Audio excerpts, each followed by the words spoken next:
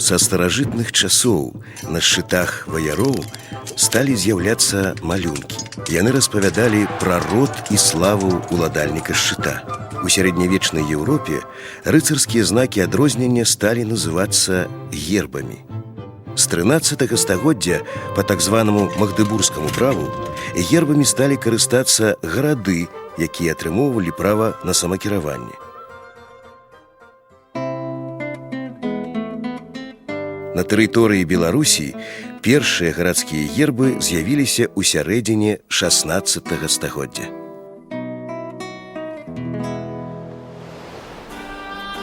У год 862 прыйшоў на Русь Рурык і раздаў мужам сваім гарады. І першым з гарадоў Русі быў названы Полацк. Заснаваны на шляху з варагаў у грэкі на беразе ракі Палаты, ад якой ён і атрымаў сваю назву, Полацк з'яўляўся сталіцай магутнага і незалежнага полацкага княства, якое славілася сваімі прасторамі і багаццем, а таксама сваімі жыхарамі, знакамітымі на ўвесь свет майстрамі і дойлідамі, асветнікамі і князямі.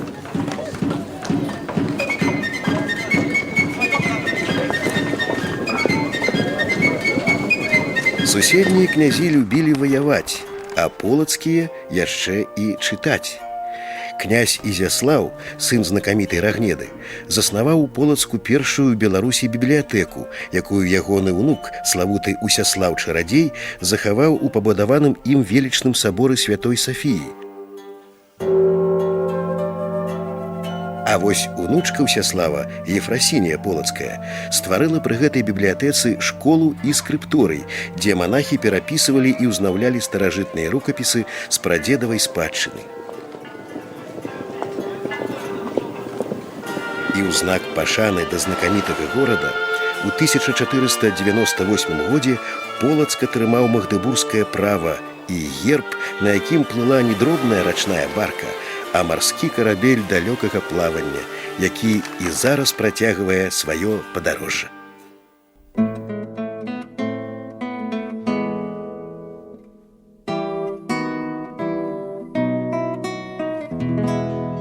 Я жыву ў горадзе Навагрудку. У сярэднявеччы наш горад атрымаў герб. На ім намаляваны архангел Міхаіл. Ён трымае ў руках меч і вагі. Мячом Міхаіл змагаецца з ліхім драконам Люцыферам, які хоча знішчыць увесь свет.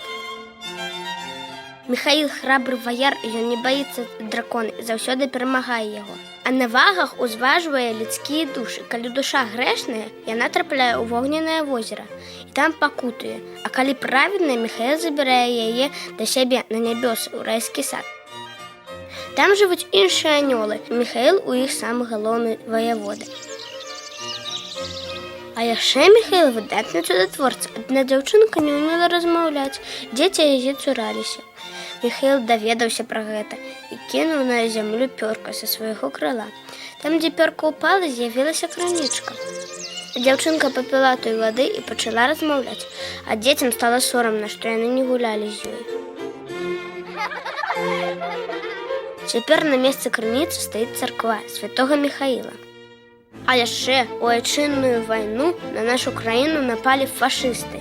У іх было шмат танкаў. Яны захапілі ў палон хлопчыка Алёшу. Святы Міхаіл з'явіўся і выратаваў яго. Ворагі стралялі ў іх, стралялі, але не трапілі. І Алёша вярнуўся да сваёй матулі. З даўніх часоў людзі малююць Міхаіла на гербах і будуюць храм у яго імя. А ў лістападзе ўсе святкуюць дзень святога Міхаіла. І ў нашым горадзе ёсць касцёл архангела Міхаіла. Міхаіл ахоўвае наш горад, таму што ён анёл усіх яго жыхароў.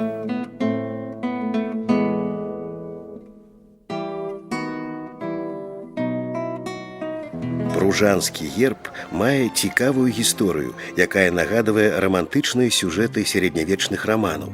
Аднойчы на балю кароль польскі і вялікі князь літоўскі Сігізмунд III пазнаёміўся з міланскай герцагіняй Бонай Сфорца. Караля зацікавіў незвычайны знак на пярсцёнку Боны. Гэта быў фамільны герб рода Сфорца.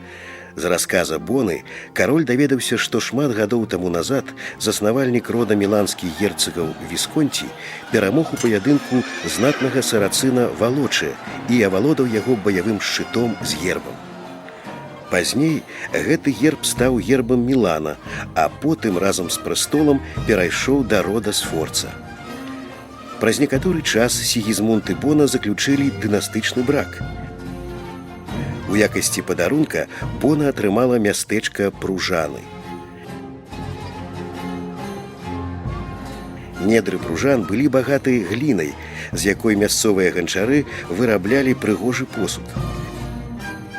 Пружанская кераміка славілася разнастайнасцю форм і мастацкай апрацоўкай.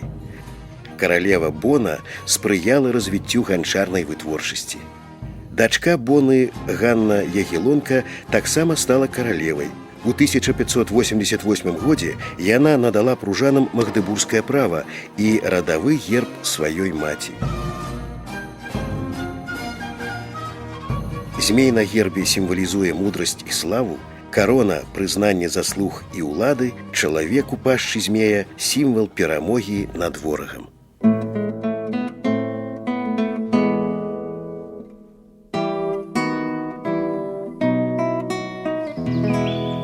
Шклоў узнік на беразе рачоўкі Шклоўкі, прытоку Дняпра. Наш край багаты і прыгожы, а людзі працавітыя, кемлівыя, здольныя да рамёстваў і гандлю. У 1568 годзе польскі кароль Жыгімонт Аўгуст дараваў Шклоў графу Гераніму Хаткевічу.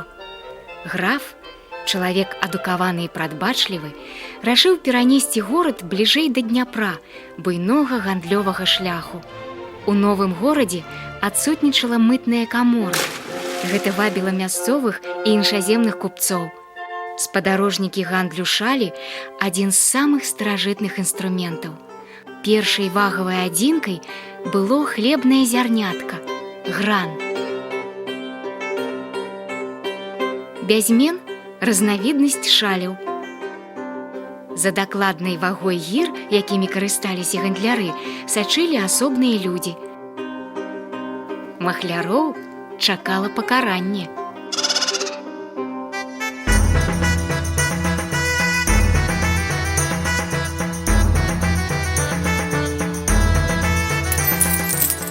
Разлік графа апраўдаўся. Рамёства і гандаль прыносілі ўладальнікам горада і яго жыхарам вялікі прыбытак.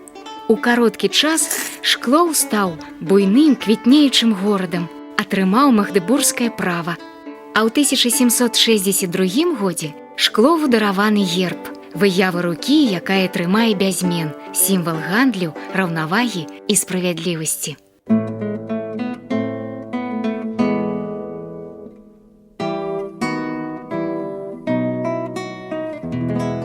На думку некаторых гісторыкаў, назва горада Мазыра ўзнікла ад старадаўняга скандынаўскага слова «масыр», што азначае клён. З пачатку 16 стагоддзя горадам кіравалі знакамітыя радзівілы, радавым сімвалам якіх быў арол, знак сілы, улады і багацця. У 1577 годзе кароль Стэфан Баторый надаў Мазыру магдыбургскае права. Разумова, што гарадскім гербам быў абраны радзівілаўскі арол. Літара на шыльдзе была асабістай манаграмай Баторыя і азначала, што горад належыць дзяржаве ў асобе караля. Наогул Мазыр ніколі ў сваёй гісторыі не быў прыватным горадам. Пазней манаграма Баторыя была заменена шчытом з трубамі, якія таксама былі адным з сімвалаў радзівілаў.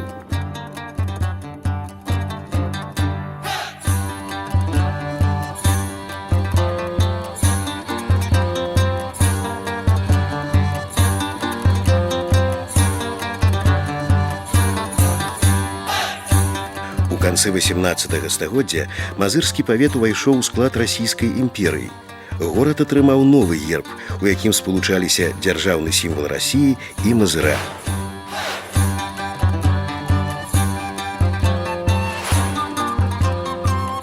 Амаль 4 стагоддзі знакаміты мазырскі замак не існаваў. Але ў 2005 годзе, калі Мазыру споўнілася 850 гадоў, мазыране адбудавалі гэты замак усёй грамадой.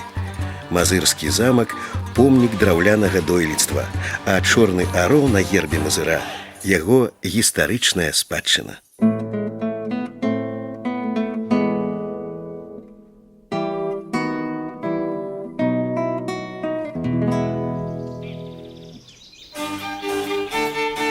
Спрадвеку галоўным промыслам жыхароў Чэрвеня было пчалярства. Даўней яно называлася бортніцтвам, бо пчол разводзілі ў спецыяльна зробленых дуплах борцях. У 16 стагоддзі ў Беларусі было больш за 1 мільён борцяў. Яны давалі штогод 500 000 пудоў мёду. Бортніцтва спрыяла развіццю чэрвеня. Яно ахоўвалася сукупнасцю законаў, бортным правам. За крадзеж мёду з борцей прадугледжвалось суровае пакаранне ад біцця дубцамі да смяротнага прысуду. Акрамя мёду, пчалярства задавальняла патрэбу ў воску і іншых прадуктах жыццядзейнасці пчол.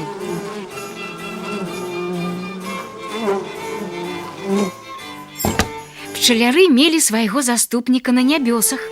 Ім лічыўся Іоанн Златоуст. Гэты святы карыстаўся іх асаблівай павагай.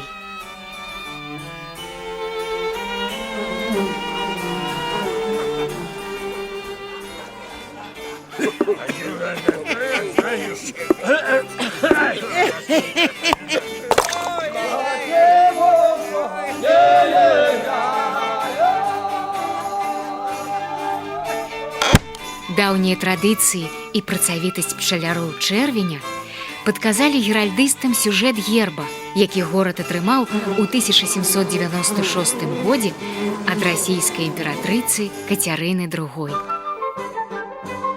З даўніх часоў беларускія гарады і мястэчкі атрымалі свае геральдычныя эмблемы – гербы. Мяркуецца, што назва герб азначае слова «спадчына». І хоць выгляд гарадскіх гербаў часта мянялі гістарычныя падзеі, іх сучаснае аблічча – гэта частка нашай супольнай даўніны, нашай гісторыі.